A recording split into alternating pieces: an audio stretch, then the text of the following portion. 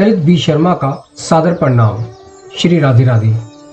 आज की कथा भगवान कृष्ण के एक ऐसे भक्त की कथा है जिसका भगवान कृष्ण पर इतना अटूट विश्वास था कि जो भी जीवन में समस्याएं या खुशियां आ रही हैं वो भगवान की कृपा से आ रही हैं। जो भगवान चाहते हैं वही जीवन में होता है, ऐसा भक्त का विश्वास था। कृष्ण भक्त दामा पंत जी की यह कथा है जो कि महाराष्ट्र के रहने वाले थे। एक समय की बात है, 13वीं शताब्दी में महाराष्ट्र में भयंकर अकाल पड़ा।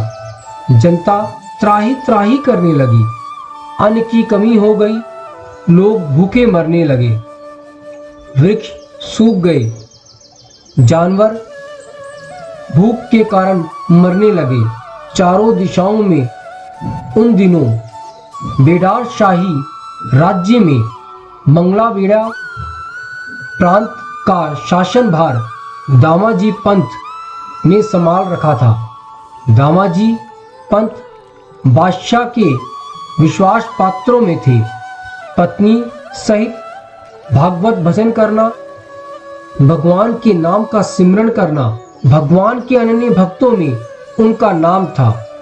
भक्त दामाजी पंत निष्काम भाव से अपना कार्य करते थे।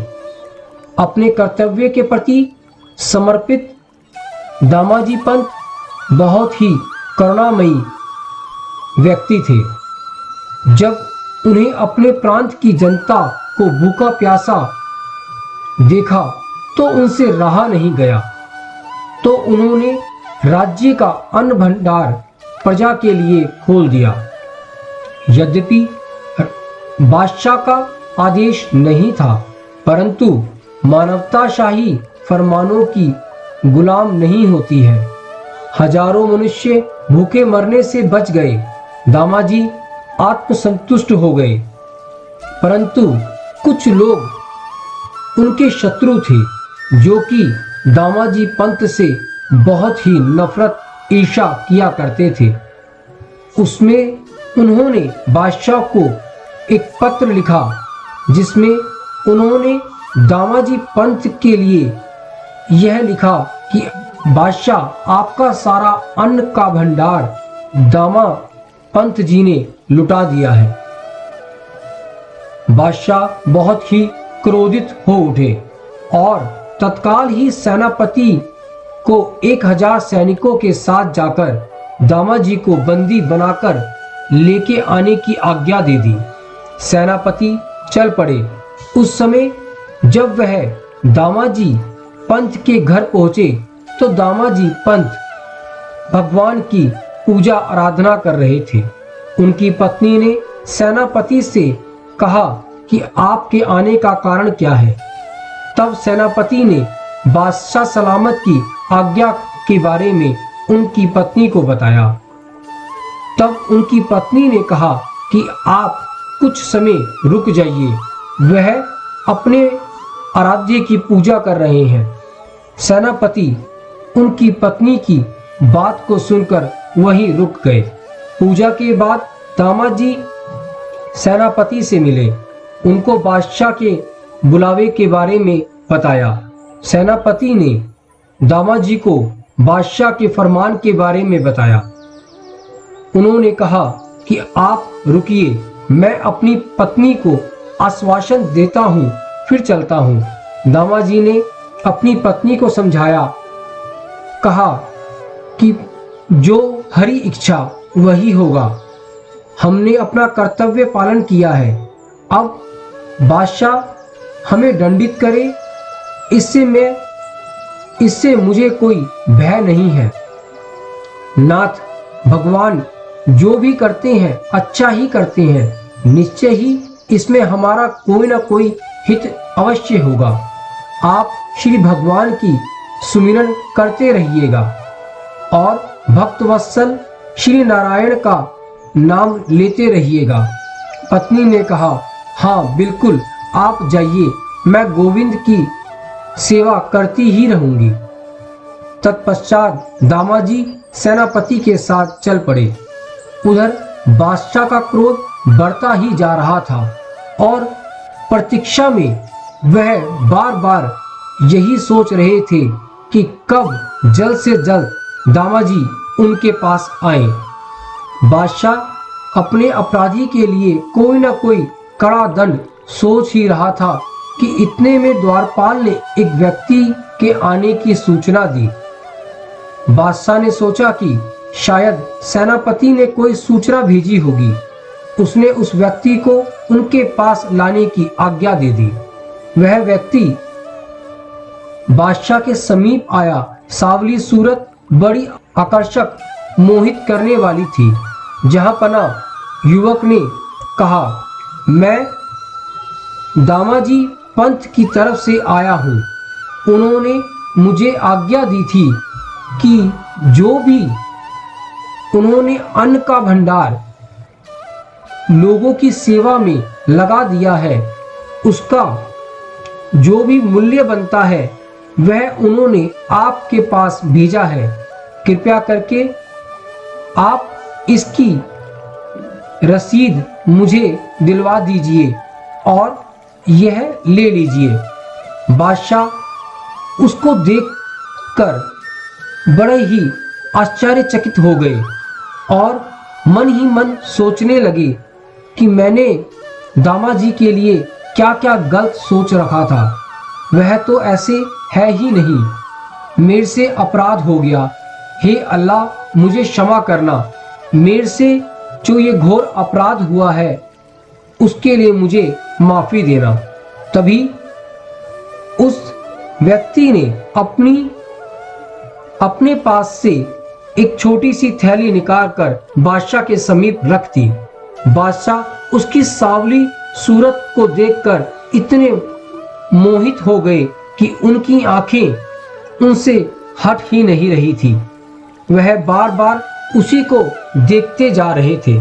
तब बादशाह सलामत ने उससे कहा कि आपका नाम क्या है? तब उन्होंने कहा कि मेरा नाम बिट्टू है। उनके यह शब्द सुनकर बादशाह सलामत मन ही मन उन्हें प्यार के भाव से देखने लगे और उनके प्रति प्रेम भाव जागने लगा कि वह कुछ सोच ही नहीं पा रहे थे। तभी दोबारे उन्होंने कहा कि आप मुझे रसीद दिलवा दीजिए। तब बादशाह सलामत ने अपने कर्मचारी से कहा कि इन्हें ले जाओ और इसकी रसीद इनको दे दीजिए। बादशाह सलामत फिर भी उसी के बारे में सोचे जा रहे थे। उनकी निगाहों से वह सांवली सूरत हट ही नहीं रही थी। उन्होंने उसी समय अपने दूसरे कर्मचारी से कहा कि आप जल्द से जल्द जाइए और जहां भी दामाजी को लेकर सेनापति आ रहे हैं उन्हें कहिए कि दामाजी को बहुत इज्जत के और सम्मान के साथ मेरे पास लेकर आए। वह कर्मचारी चल पड़ा। इधर राजा बार बार उसी सांवली सूरत के बारे में सोचे जा रहा था।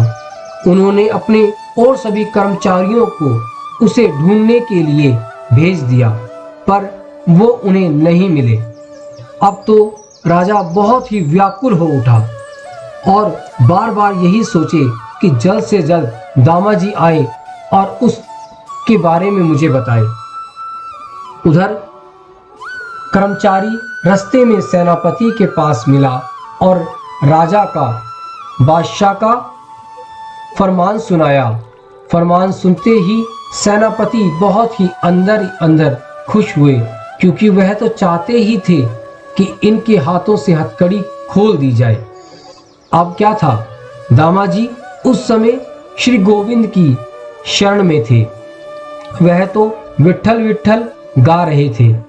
जैसे ही उनका पाठ पूरा हुआ तो उन्होंने देखा कि उनके हाथों से हथकड़ी खुली हुई थी और सेनापति ने बादशाह सलामत का नया फरमान उनको सुनाया।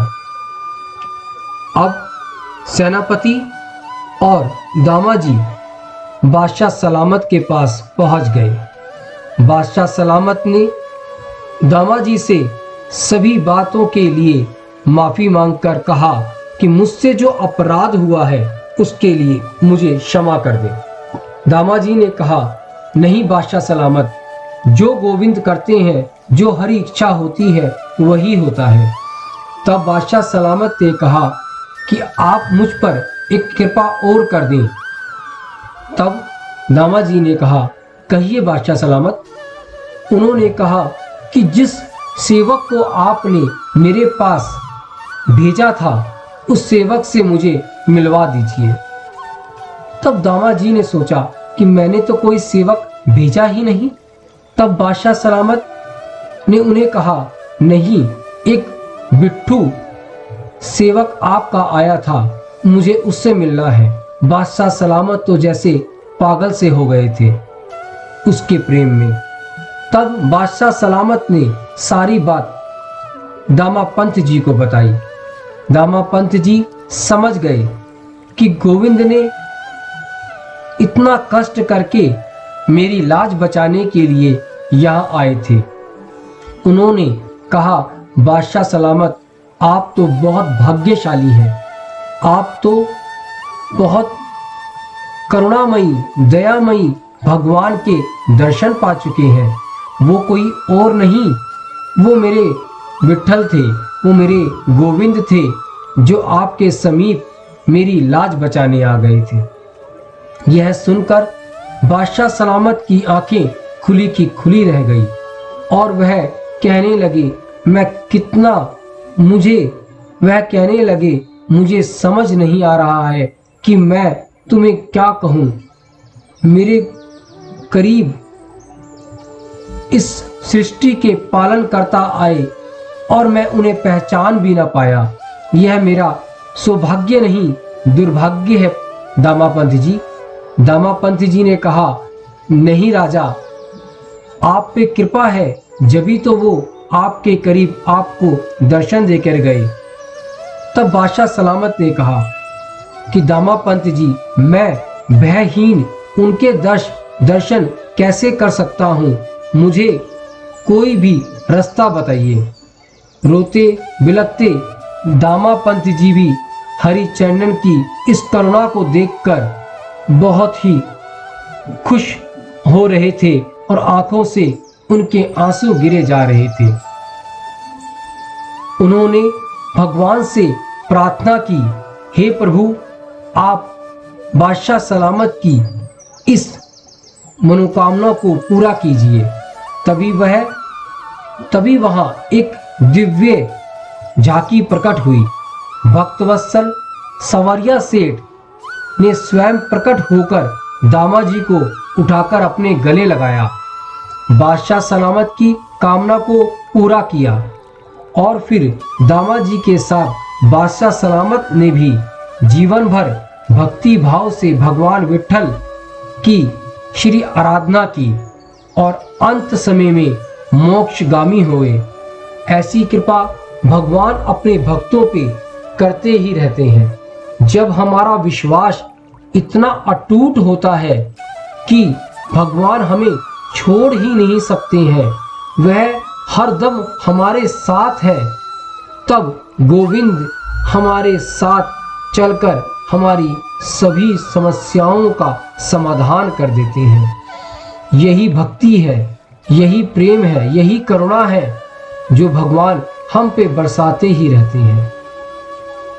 हम सभी यदि भगवान पे सभी बातों को छोड़कर उसकी शरणागत होकर उनके नाम का सिमरण करते रहें तो हमारे साथ भी यह होना निश्चित है कि भगवान हमारी सभी मनोकामनाओं को अपने आप ही पूरा कर देंगे। इन्हीं शब्दों के साथ मैं अपनी इस कथा को विराम देता हूँ। मिलते हैं एक नई कथा के साथ। श्री राधे राधे।